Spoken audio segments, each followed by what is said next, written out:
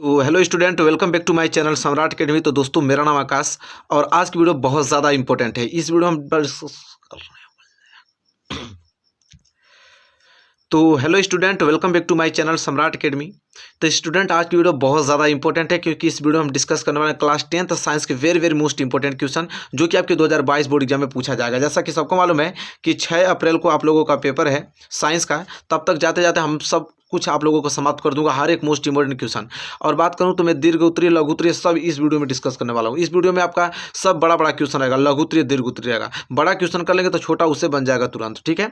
बड़ा आपको कोई नहीं बताता, छोटा ये सब देखते कि आप लोगों को इससे कहते हैं कि 90% आ जाएगा, ये आ जाएगा, वो आ जाएगा। ऐसे नहीं होता है, ठीक है। तैयारी कराने का मतलब कि बहुत ही संपूर्ण जानकारी चाहिए। मतलब जानकारी का मतलब कि लघु उत्तरीय भी आप कराएं, दीर्घ उत्तरीय भी मोस्ट इंपॉर्टेंट क्वेश्चन कराएं, बहुविकल्पीय कराएं, सब कुछ लेकर चलेंगे साथ, तब जाके पूरी तैयारी हो पाएगी। 2-2 नंबर से क्या होने वाला है, ठीक है। तो चलिए आज वीडियो स्टार्ट करते हैं। सबसे पहले क्लास 10 साइंस के मोस्ट इंपोर्टेंट क्वेश्चन देखने वाले हैं और इस वीडियो पर हमने टारगेट रखा है 1000 लाइक का। आई होप आप इसे जरूर पूरा कराएंगे, ठीक है। चलिए वीडियो स्टार्ट करते हैं। जितना क्वेश्चन बताऊंगा एकदम दृढ़ निश्चय रख लीजिए कि वो आना ही तय है, ठीक है। बहुत ज़्यादा मोस्ट इंपोर्टेंट क्वेश्चन कराने वाला हूँ। चलिए स्टार्ट करते हैं। देखिए पहला ही प्रश्न, देखिए वेरी मोस्ट इंपोर्टेंट पहला प्रश्न क्या है कि संतुलित रासायनिक समीकरण क्या है, रासायनिक समीकरणों को संतुलित करना क्यों आवश्यक है। वेरी मोस्ट इंपोर्टेंट है। तो देखिए सिंपल जानेंगे कि संतुलित रासायनिक समीकरण क्या है।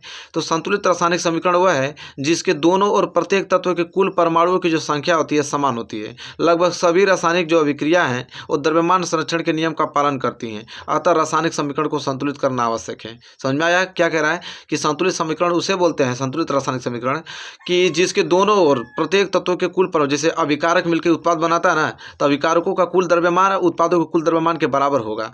क्योंकि सभी नियम जो होता है, सभी अभिक्रिया द्रव्यमान संरक्षण के नियम का पालन करना। द्रव्यमान संरक्षण का नियम होता है कि द्रव्यमान तो नष्ट किया जा सकता है, नहीं तो उत्पन्न किया जा सकता है। तो भाई जितना आपके अभिकर्मक में द्रव्यमान होंगे उससे मिलकर उत्पाद बना है, तो उत्पाद में भी उतना ही आप लोगों के द्रव्यमान होने चाहिए। इसीलिए असंतुलित हो जाता है तो उसको हम संतुलित करते हैं, बैलेंस को क्या करते हैं, द्रव्यमान को बराबर करते हैं। तो आई होप आपको क्लियर हो गया ना संतुलित रासायनिक समीकरण क्या है, रासायनिक समीकरण को संतुलित करना क्यों आवश्यक है। वेरी मोस्ट इंपोर्टेंट है। आई होप क्लियर हो गया होगा आप लोगों को। चलिए नेक्स्ट प्रश्न जो कि वेरी स्टार आगे से बनाए हुए, इसको देखिए वेरी मोस्ट इंपोर्टेंट प्रश्न है। क्यों? क्योंकि पूछ रहा है कि धोने के सोडा एवं विरंजक चूड़ के दो प्रमुख उपयोग बताइए। कह रहा है कि धोने के सोडा एवं विरंजक चूड़ के दो प्रमुख उपयोग बताना है।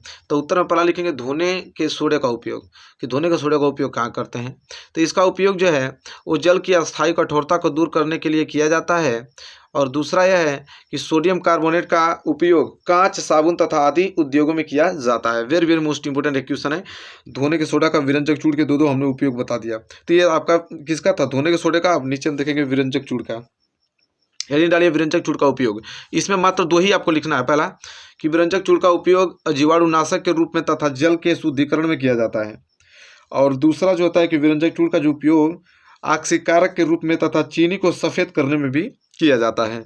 तो हमने दो आप लोगों को इसका उपयोग बता दिया है, धोने के सोडा का और विरंजक चूड़ का। और क्वेश्चन नंबर दूसरा आई होप आपको बहुत अच्छे तरीके से क्लियर हो गया होगा, कोई भी डाउट आपको इसमें नहीं होगा। चलिए क्वेश्चन नंबर तीसरा देखते हैं।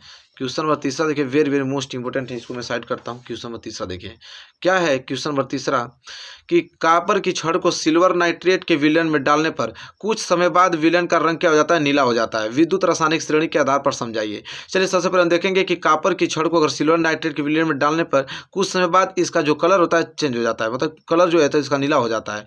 तो विद्युत रासायनिक श्रेणी के आधार पर समझाइए। तो देखिए लिखेंगे उत्तर हम लोग कि सक्रियता श्रेणी में कॉपर जो है वो सिल्वर से पहले, मतलब पहले स्थित है, ऊपर स्थित है, तथा इन श्रेणी में पहले आने वाले धातुएं अधिक क्रियाशील और बाद में आने वाली जो धातुएं हैं वो कम क्रियाशील को उनके लवण के विलयन से विस्थापित कर देते हैं। मतलब कह रहा है कि जो ऊपर सक्रियता श्रेणी में जो ऊपर आपके तत्व आते हैं वो अधिक अभिक्रियाशील वाला होता है, अगर वो कम अभिक्रियाशील वाले तत्वों को क्या कर देगा, विस्थापित कर देता है विलयन से। अतः कॉपर जो है वो सिल्वर नाइट्रेट से सिल्वर एजू को क्या कर दे रहा है, विस्थापित। क्योंकि कॉपर जो है वो आपके सिल्वर से ज़्यादा विक्रियाशील है, तो कॉपर सिल्वर को देखिए अलग कर दे रहा है और कॉपर नाइट्रेट बनाता है, ठीक है। मतलब कह रहा है कि जो कॉपर है वो सिल्वर नाइट्रेट से सिल्वर को विस्थापित करके और कॉपर नाइट्रेट बनाएगा। इस प्रकार विलयन में कॉपर की जो संयोजकता 2 है, आयनों की उपस्थिति हो जाता है। 2 संयोजकता लेकर उसको अपने आयनों की उपस्थिति कर लेता है, ठीक है, आयनों की अदला बदला कर लेता है, जिसके नीले रंग का कारण जो है विलयन का रंग भी नीला हो जाता है।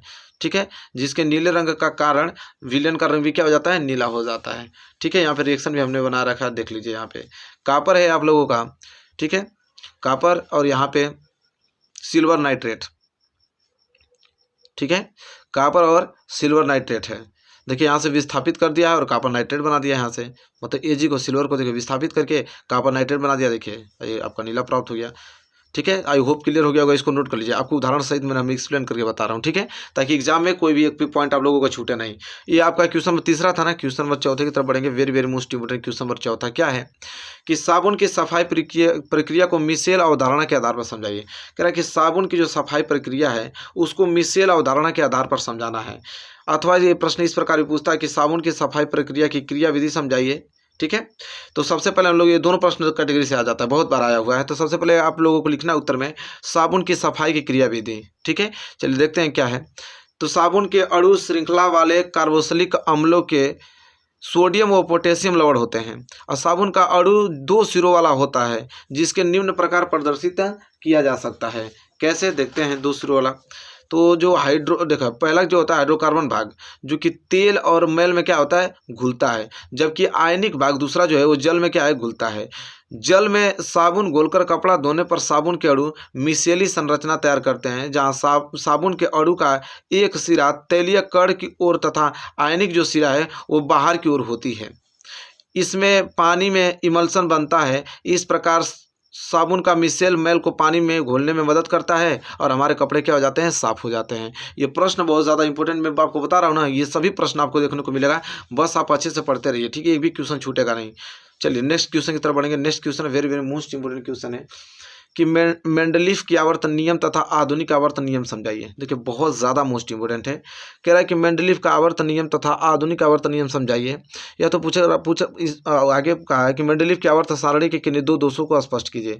पहली बात तो मेंडलीफ का आवर्त सारणी और आधुनिक आवर्तन नियम को समझाना है, फिर मेंडलीफ की आवर्त सारणी के किन्हीं 2 दोषों को भी स्पष्ट करना है। सबसे पहले हेडिंग डालिए आप लोग मेंडलीफ की मूल आवर्त सारणी, और इसमें लिखिए कि इसके अनुसार तत्वों के जो भौतिक एवं रासायनिक गुणधर्म हैं उनके परमाणु भारों के आवर्ती फलन होते हैं। अर्थात आप ये कह सकते हैं कि तत्वों को उनके परमाणु भारों के बढ़ते क्रम में व्यवस्थित करने पर एक क्या होता है, निश्चित समयांतराल पर गुणों की पुनरावृत्ति होती है। मतलब कह रहा है कि जो मेंडलीफ की मूल आवर्त सारणी है वह तत्वों के भौतिक एवं रासायनिक गुणधर्म उनके परमाणु भारों के आवर्ती फलन होते हैं। ठीक है, चलिए लेकिन आधुनिक आवर्त जो नियम है वो थोड़ा सा चेंज है। वो परमाणु भारों के, तो ये परमाणु आपके द्रव्यमानों से होता है, परमाणु क्रमांक से। देखिए हेनरी मोजले ने सन 1913 में परमाणु क्रमांक की खोज करने के पश्चात यह सिद्ध किया कि परमाणु का आधारभूत गुण परमाणु क्रमांक है, न कि परमाणु भार। इसमें क्या हो रहा है, परमाणु भार उसके सभी आवर्ती फलन है मेंडलीफ की मूल आवर्त सारणी में। लेकिन आधुनिक आवर्त सारणी में कह रहे हैं वो मोजले कि परमाणु का जो आधारभूत परमाणु क्रमांक परमाणु क्रमांक है, न कि परमाणु भार। इस आधार पर उसने एक नया संशोधित नियम दिया जिसे हम क्या कहते हैं, आधुनिक आवर्त नियम कहते हैं।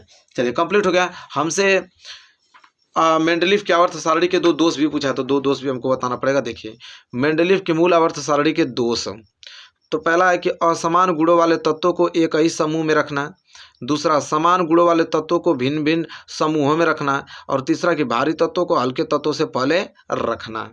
ठीक है, ये आपका मेंडलीफ की मूल आवर्त सारणी के दोष हमने बता दिया आप लोगों को। क्लियर हो गया। चलिए question number 6 very very most important. Question number 6 क्या है कि मुख से लेकर अमाशय तक होने वाली पाचन क्रिया को प्रभावित करने वाले एंजाइमों के कार्यों का उल्लेख कीजिए। वेरी वेरी मोस्ट इंपोर्टेंट है। मुख से लेकर अमाशय तक होने वाली पाचन क्रिया को प्रभावित करने वाले एंजाइमों को कार्य लिखिए। या तो प्रश्न इस प्रकार भी पूछा जाता है कि पाचक एंजाइमों को क्या कार्य है। ठीक है, बहुत ज़्यादा इंपॉर्टेंट, इसको तो तैयार करके ही आपको जाना है। ठीक है, लिखेंगे कैसे कि मुख से लेकर अमाशय तक अनेक एंजाइम स्रावित होती हैं। मुख से लेकर हमारे अमाशय तक अनेक एंजाइम क्या होती हैं, स्रावित होती हैं, जो भोजन के पाचन में क्या करती हैं, सहायक होते हैं।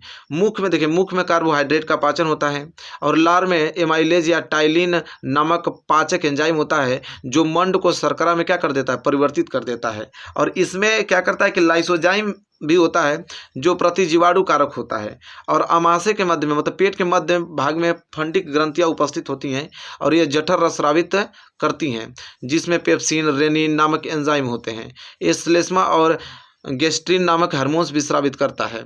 और यह HCl हाइड्रोक्लोरिक अम्ल का भी क्या करता है, स्रावित करता है, जो कि जठर रस को अम्लीय माध्यम में प्रदान करता है एवं निष्क्रिय पेप्सिनोजन को सक्रिय पेप्सिन में बदल देता है। और रेनिन दुग्ध प्रोटीन तथा लाइपेज वसा का क्या करता है, पाचन करता है। तो देखिए मुख से लेकर यहाँ आमाशय तक होने वाली पाचन क्रिया को हम बहुत अच्छे तरीके से बताया, अभी बताया कि कौन कौन से एंजाइम पाए जाते हैं, उनका कार्य क्या होता है। ठीक है, जल्दी से इसको नोट कीजिए, प्रश्न बहुत ज़्यादा इंपॉर्टेंट है मेरे प्यारे विद्यार्थियों।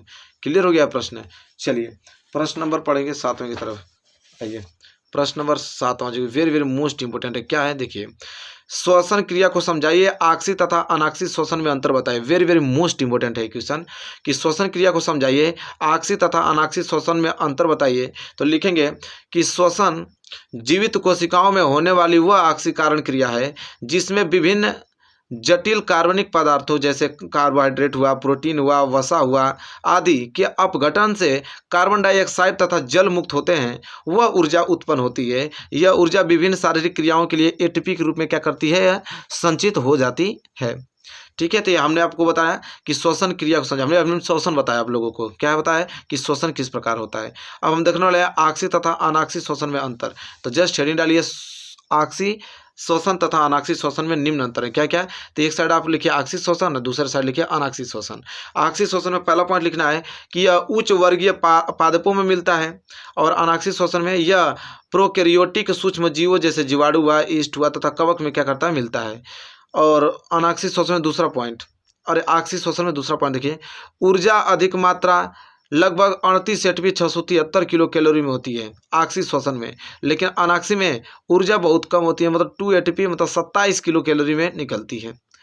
तीसरा पॉइंट आक्सीय श्वसन में लिखेंगे कि इस क्रिया में ऑक्सीजन की आवश्यकता होती है, और इस क्रिया में ऑक्सीजन की आवश्यकता नहीं होती है। ठीक है, चौथा है देखिए, इस क्रिया के अंत में शर्करा का संपूर्ण ऑक्सीकरण होकर कार्बन डाइऑक्साइड तथा H2O जल बनाता है। और इसमें कह रहा है कि क्रिया के अंत में शर्करा का अपूर्ण ऑक्सीकरण होने से वो कार्बन डाइऑक्साइड तथा C2H5OH बनते हैं। ठीक है, तो हमने 4 अंतर बता दिया आप लोगों को आक्सीय श्वसन और अनाक्सीय श्वसन में, और श्वसन क्रिया भी पूछा था। मतलब ये क्वेश्चन जो है वेरी वेरी मोस्ट इंपॉर्टेंट है एग्जाम की दृष्टिकोण से। ये सब क्वेश्चन आपको जरूर देखने को मिलेगा, आप टेंशन ना लीजिए, जबरदस्त तरीके से आप पढ़ते रहिए, इन सभी प्रश्नों की रिवाइज कर लीजिएगा अच्छे तरीके से। चलिए नेक्स्ट प्रश्न नंबर 8वां देखिए, वेरी वेरी मोस्ट इंपॉर्टेंट है प्रश्न नंबर 8वां, क्या है, वातोत्सर्जन की परिभाषा लिखिए तथा उसको प्रभावित करने वाले केवल 4 कारकों के उल्लेख लीजिए। पहले कह रहा है कि वातोत्सर्जन क्या होता है उसे बताइए, और उसको प्रभावित करने वाले कोई 4 कारक बताना है, बहुत ज़्यादा इंपॉर्टेंट, 4 नंबर के लिए प्रश्न आता है। तो पहले हेडिंग डालिए, वातोत्सर्जन होता है क्या है। कह रहा है कि पादपों के वायवीय भागों से जो वाष्प के रूप में होने वाली जल हानि को वातोत्सर्जन कहते हैं, और वातोत्सर्जन को प्रभावित करने वाले वातावरणीय कारक निम्न है। कौन कौन से कारक हैं? तो पहला जो है कारक आप लोगों का वो है वायुमंडलीय आर्द्रता।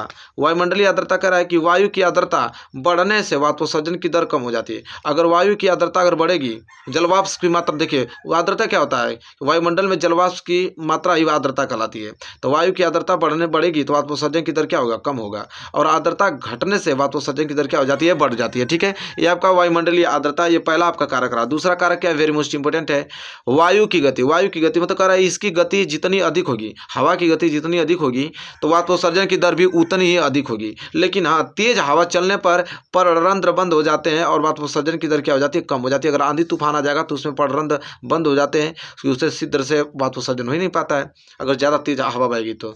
लेकिन नॉर्मल हवा बह रही तो समझ लीजिए कि वातोत्सर्जन की दर बढ़ेगी। अरे तीसरा इसका जो कारक है तापमान है, तापमान पर भी निर्भर करता है। तापमान पर निर्भर करता है कि वायुमंडलीय ताप में वृद्धि होने के कारण वायु की आर्द्रता कम हो जाती है, वातोत्सर्जन की दर बढ़ जाती है, और तापमान कम होने पर वातोत्सर्जन की दर क्या हो जाती है, कम हो जाती है। ठीक है, क्लियर है, वेरी वेरी मोस्ट इंपोर्टेंट है पॉइंट, तापमान क्लियर हो गया। चौथा कारक इसका प्रकाश तीव्रता, कि प्रकाश की तीव्रता में अगर वृद्धि के साथ तापमान में वृद्धि होगी और वायुमंडलीय आर्द्रता कम हो जाती है, जिसमें वातोत्सर्जन की दर क्या होती है, बढ़ जाती है। तो देखिए इसमें हमसे पूछा था कि वातोत्सर्जन की परिभाषा लिखिए और उसको प्रभावित करने वाले कारक पूछा था हमसे। 4 कारक हमने अच्छे तरीके से आप लोगों को हेडिंग डाल के अच्छे तरीके से हमने बताया है। आई होप आपको क्लियर हो गया है प्रश्न। ठीक है, चलिए प्रश्न नंबर 9 की तरफ आइए, वेरी वेरी मोस्ट इंपोर्टेंट प्रश्न नंबर 9 क्या है, देखिए बहुत ज़्यादा महत्वपूर्ण प्रश्न है। प्रश्न नंबर 9 क्या है कि उत्सर्जन किसे कहते हैं। क्या करा है, उत्सर्जन किसे कहते हैं, मनुष्य के शरीर में कौन कौन से उत्सर्जित अंग पाए जाते हैं। उत्सर्जन किसे कहते हैं, और मनुष्य के शरीर में कौन कौन से उत्सर्जी अंग पाए जाते हैं उसको देखेंगे। तो उत्तर लिखे पहले उत्सर्जन, क्या लिखेंगे, उत्सर्जन लिखेंगे। और उत्सर्जन में आप हेडिंग डालने के बाद लिखेंगे कि उत्सर्जन होता क्या है कि जैव प्रक्रम जिसमें हानिकारक उपापचयी वज्र पदार्थों का निष्कासन होता है उत्सर्जन कहलाता है, तथा उत्सर्जन को कार्यान्वित करने वाले अंग उत्सर्जित क्या कहलाते हैं, अंग कहलाते हैं। ये तो रहा उत्सर्जन। फिर कह रहा है कि मनुष्य के शरीर में उत्सर्जन अंग निम्न है, कौन कौन से हैं, तो पहला वृक्क जिसको किडनी कहते हैं। ये क्या करता है कि यह मुख्य उत्सर्जी अंग है और यह हानिकारक पदार्थों को रुधिर से छानकर मतलब पृथक कर लेता है और इन्हें मूत्र के रूप में बाहर निकाल देता है। वृक्क का किडनी का कार्य यह होता है, ठीक है। दूसरा आपका है त्वचा, जिसे स्किन कहते हैं, यह उत्सर्जित पदार्थों को पसीने के रूप में मुक्त करता है। और तीसरा आपका यकृत जो कि लीवर है, लीवर के देखते हैं क्या मतलब है। तो कह रहा है यह उपापचय के फलस्वरूप बने हानिकारक पदार्थों को कम हानिकारक पदार्थों में बदलकर और उत्सर्जन में सहायता करता है। और मनुष्य में यकृत अमोनिया को यूरिया में बदल देता है। मनुष्य में जो यकृत है वो अमोनिया को किस में बदल देता है, यूरिया में बदलता है, ठीक है। आपको ये तो तीसरा हो रहा है इसका यकृत। चौथा आपका फेफड़ा, जिसे लंग्स कहते हैं। फेफड़ा है क्या है कि यह कार्बन डाइऑक्साइड का उत्सर्जन करते हैं। जो आपका फेफड़ा है वो कार्बन डाइऑक्साइड को उत्सर्जन करता है। तो यहाँ पे हमने बता दिया कि उत्सर्जन किसे कहते हैं और मनुष्य के शरीर में कौन कौन से उत्सर्जित अंग पाए जाते हैं। हमने पूरा डिटेल में आपको हेडिंग डाल के बाद अच्छे से एक्सप्लेन किया है। इसको जरूर से याद कर लीजिएगा, बहुत ज़्यादा एमपी प्रश्न है, ठीक है। चलिए मेरे प्यारे विद्यार्थी, क्वेश्चन नंबर 10वां कि परागकण क्या है। परागकण क्या है, ये कहाँ पाए जाते हैं, विभिन्न प्रकार के परागण का उल्लेख कीजिए। कह रहे कि परागण क्या है, कहाँ पाए जाते हैं और विभिन्न प्रकार के परागण का उल्लेख करना है। तो देखिए हम लोग कैसे लिखेंगे कि पादप में परागकण नर युग्मक होते हैं। पादप में जो परागण हैं वो नर युग्मक होते हैं और यह पुंकेसर के फूले हुए भाग परागकोश में पाए जाते हैं, ठीक है। अब परागण समझ में आ गया आप लोगों को। परागण मुख्य रूप से दो प्रकार का होता है। कौन कौन है, स्वपरागण होता है। स्वपरागण किसी पादप के पुष्प के परागकण उसी पुष्प के वर्तिकाग्र पर या उस पादप के किसी अन्य पुष्प के वर्तिकाग्र पर अथवा कायिक जनन द्वारा तैयार किए गए उसी जाति के किसी अन्य पादप के पुष्प के वर्तिकाग्र पर पहुंचने की क्रिया को हम स्वपरागण कहते हैं, ठीक है। स्वपरागण क्लियर हो गया, इसको नोट कर लीजिएगा। स्वपरागण यहाँ पे ज्वाइन कर दूँ, अब दिख रहा होगा। स्वपरागण हो गया ना। चलिए एक है परपरागण। परपरागण क्या है कि जब एक पुष्प के परागकण लैंगिक जनन द्वारा उत्पन्न उसी जाति के अन्य पादप के वर्तिकाग्र पर विभिन्न माध्यमों में पहुंचते हैं तो इसे परपरागण कहते हैं। और परपरागण कीटों द्वारा, वायु द्वारा, जल द्वारा और जंतुओं के माध्यम से क्या होता है, ठीक है। तो आई होप क्लियर हो गया होगा। वेरी वेरी मोस्ट इंपोर्टेंट ये प्रश्न था और पूरा का पूरा क्लियर हो गया होगा। तो ये तो अभी हम लोग 4 नंबर वाले प्रश्न पढ़ रहे थे। 10 प्रश्न हमने बता दिया ना आप लोगों को। अब देखिए आप लोगों को बताने वाला हूँ दीर्घ उत्तरीय प्रश्न जो कि 6 नंबर के पूछे जाते हैं। चलिए ये वाला प्रश्न तो आपको तैयार करके ही जाना है दीर्घ उत्तरी में कि मेंडल के नियमों का उदाहरण सहित व्याख्या कीजिए। कि मेंडल का क्या नियम था, उदाहरण सहित आपको इसको एक्सप्लेन करना है। सबसे पहले आप आनुवंशिकता आइडिया डालेंगे क्योंकि मेंडल का नियम आनुवंशिकता पर निर्भर करता है। आनुवंशिकता पहले आइडिया डाल के लिखना है कि जीवों को सभी लक्षण अपने जनकों से प्राप्त होते हैं। हमारे जीवों में जो जैसे मैं हूँ तो मेरा पूरा का पूरा लक्षण हमारे पिता और दादा का पड़ा होगा, ठीक है। मेरे दादा का पिता में, पिता का मुझे। तो जीवों को सभी लक्षण अपने जनकों से प्राप्त होते हैं और इन लक्षणों को हम आनुवंशिक लक्षण कहते हैं। और यह आनुवंशिक लक्षण जनक से उसकी संतति में जाते रहते हैं और इन लक्षणों को वंशागति एक पीढ़ी से दूसरी पीढ़ी में क्या होता है, परिवर्तित होता रहता है। और इस प्रक्रिया को ही हम आनुवंशिकता कहते हैं। जैसे मैं बात करूं कि मनुष्य की संतान मनुष्य, बिल्ली की संतान बिल्ली और हाथी की संतान हाथी ही होती है। मेंडल ने मटर के पादप में संकरण कराया। मेंडल ने मटर के पौधे में क्या कराया, संकरण कराया और अपने परिणामों के आधार पर वंशागति के महत्वपूर्ण निष्कर्ष निकाले, ठीक है। और मेंडल के बाद डी व्रीज, मेंडल के बाद एक वैज्ञानिक था डी व्रीज, कार्ल करेंस, ठीक है, तथा एरिक वान शेरमार्क ने मेंडल के किए गए कार्य की पुष्टि की और मेंडल के इन निष्कर्षों को ही मेंडल के आनुवंशिकता के नियम कहते हैं, ठीक है। तो आनुवंशिकता समझ में आया आप लोगों को डिटेल में अच्छे क्या है आनुवंशिकता होता है, ठीक है। फिर कह रहा है कि मेंडल के आनुवंशिकता के नियम हेडिंग डालना है, लिखना है कि मेंडल ने अपने प्रयोगों के आधार पर निम्नलिखित 3 नियमों का प्रतिपादन किया।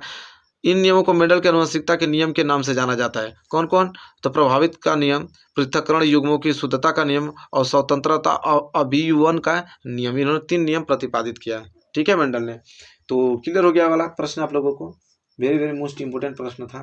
चलिए अब हम दूसरा प्रश्न देखेंगे जो कि दीर्घ उत्तरी का वेरी वेरी मोस्ट इंपोर्टेंट प्रश्न है बायोलॉजी का, कि जैव विकास की परिभाषा दीजिए तथा 2 ऐसे प्रमाणों की व्याख्या कीजिए जो जैव विकास को प्रभावित करते हैं। पहली बात कह रहा है कि जैव विकास की परिभाषा दीजिए और 2 ऐसे प्रमाणों की व्याख्या कीजिए कि जो जैव विकास को क्या करते हो, प्रभावित करते हो। सबसे पहले नहीं डालना आपको जैव विकास, लिखना है कि सरल संरचना वाले जीवों से आधुनिक जटिल जीवों के क्रमिक विकास को जैव विकास कहते हैं। सरल संरचना वाले जो जीवों से आधुनिक जटिल जीवों के क्रमिक विकास को हम क्या कहते हैं, जैव विकास कहते हैं। फिर आपको लैमार्क हेडिंग डालना है, लैमार्कवाद। जैव विकास लैमार्कवाद पर निर्भर है कि जीन बैप्टिस्ट डी लैमार्क ने, फ्रांसीसी वैज्ञानिक थे, लैमार्क एक वैज्ञानिक थे जो कि 1744 से 1829 तक थे। इन्होंने सन 1809 में जैव विकास के बारे में अपने सिद्धांत को फिलॉसफी जूलॉजिक नामक पुस्तक में क्या किया, प्रकाशित कराया, और उनका सिद्धांत लैमार्कवाद के नाम से क्या हुआ, प्रचलित भी हुआ। ठीक है, इन्होंने मुख्यतः 4 बातों पर प्रकाश डाला था। किन किन बातों पर? 4 बातों पर। पहला कि जीवों के आकार में वृद्धि की प्रवृत्ति। उसने कहा कि लैमार्क ने के अनुसार उन्होंने कहा कि जीवधारियों और उनके अंगों के आकार में वृद्धि अथवा विकास की स्वाभाविक प्रवृत्ति की होती है। ठीक है, स्वाभाविक प्रवृत्ति होती है, ये तो जीवों के आकार में वृद्धि हुआ है। दूसरा उन्होंने इस बात पे प्रकाश डाला वातावरण का सीधा प्रभाव। उसने कहा कि वातावरण के परिवर्तन के अनुसार जीव जो है वो स्वयं को अनुकूल बनाने के लिए अपने शरीर की संरचना और आदतों में क्या करते हैं, परिवर्तन कर लेते हैं। ये तो वातावरण का प्रभाव पड़ा। ठीक है, तीसरा आपका अंगों का उपयोग और अनुप्रयोग। ठीक है, क्या है, अंगों का उपयोग और अनुप्रयोग। चलिए देखते हैं, तो यहाँ पे है वातावरण के प्रभाव के फलस्वरूप जीवधारी अपने अंगों का उपयोग अथवा अनुप्रयोग करते हैं। उपयोग में आने वाले जो अंग हैं वो अधिक विकसित होने लगते हैं और इसके विपरीत उपयोग में न आने वाले जो अंगों का धीरे धीरे ह्रास होने लगता है और अंत में वे लुप्त हो जाते हैं। अंत में क्या हो जाते हैं, वो लुप्त हो जाते हैं या अवशोषी अंगों के रूप में पाए जाते हैं। ठीक है, तो चलिए आई होप आपको यहाँ तक क्लियर हो गया। आप लोगों को कोई भी डाउट आप लोगों को यहाँ पे नहीं होना चाहिए। चलिए तो तीसरा आप लोगों का प्रकाश डाला। चौथे बात किस बात पे प्रकाश उन्होंने डाला, तो चौथा यह था उपार्जित लक्षणों की वंशागति। उपार्जित लक्षणों की वंशागति कह रहा है कि इसके अनुसार प्रत्येक जीव अपने जीवन काल में जिस वातावरण में रहता है उसके प्रभाव से अनेक लक्षण उपार्जित करता है। यही उपार्जित लक्षण उसकी संतानी में पहुंच जाता है और तथा धीरे धीरे नई जाति बन जाती है। और कोई भी अंग जिसका लगातार प्रयोग होता है धीरे धीरे आपके आकार में बढ़ता जाता है और तथा जिस अंग का प्रयोग न होता है उसका क्रमशः क्या होता है, ह्रास होता है। ठीक है, चलिए अब जैव विकास का प्रमाण भी पूछा था, तो जैव विकास का प्रमाण हेडिंग आपको डालना है और लिखना है कि अफ्रीका के जंगलों में वातावरणीय परिवर्तन के कारण घास तथा शाकीय पादप नष्ट हो गए, जिस कारण जिराफ पूर्वजों को जो कि सामान्य आकार के थे वो ऊंचे पादपों से भोजन प्राप्त करने के प्रयास में अपनी गर्दन को क्या करना, गर्दन तथा आगे की टांगों को अधिक उपयोग करना पड़ा। इसी कारण इनकी लंबाई क्या होती है, बढ़ गई। इसी प्रकार उनकी लंबाई क्या हुआ, बढ़ गया। ठीक है, चलिए दूसरा है पॉइंट कि रेंगकर चलने के कारण सांपों में पादों की अनुपयोगिता के कारण यह लुप्त हो गए। लैमार्कवाद के अनुसार यह बताया गया कि कोई जीव यदि उसके किसी अंग का अधिक उपयोग करे तो वह अपने आगे की पीढ़ी में विकसित हो जाता है, किंतु यदि वह किसी अंग का उपयोग न करे तो वह लुप्त या निष्क्रिय हो जाता है। ठीक है, इस प्रकार इस प्रश्न को हमने बहुत डिटेल में आपको बताया कि जैव विकास की परिभाषा दीजिए और जैव विकास को प्रमाणित करने वाले कारक भी हमने बताया। ठीक है, तो very very most important question था। इस क्वेश्चन को तो आपको किसी कीमत पे तैयार करके ही जाना होगा। ठीक है, तो मेरे प्यारे विद्यार्थियों इसको तुरंत आप वीडियो को रोक के सारे क्वेश्चन में जो बताया हूँ उसको तुरंत लिखिए और याद करके बोर्ड एग्जाम में पहुँच जाइए। इससे बाहर क्वेश्चन पूछे हुए जगह नहीं, जितना बताया हूँ उसको तैयार करिए। तो मेरे प्यारे विद्यार्थी वीडियो आपको कैसे लगे बताइए।